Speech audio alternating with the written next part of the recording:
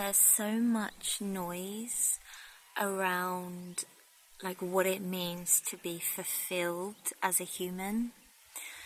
Is it cultivating femininity? Is it having the perfect relationship, the most amount of money in your bank account you can have, blah blah blah blah blah, healing all of your trauma?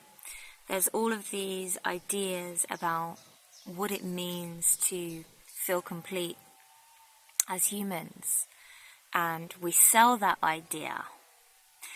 And for me, when I get honest, it's being human that has fulfilled me the most.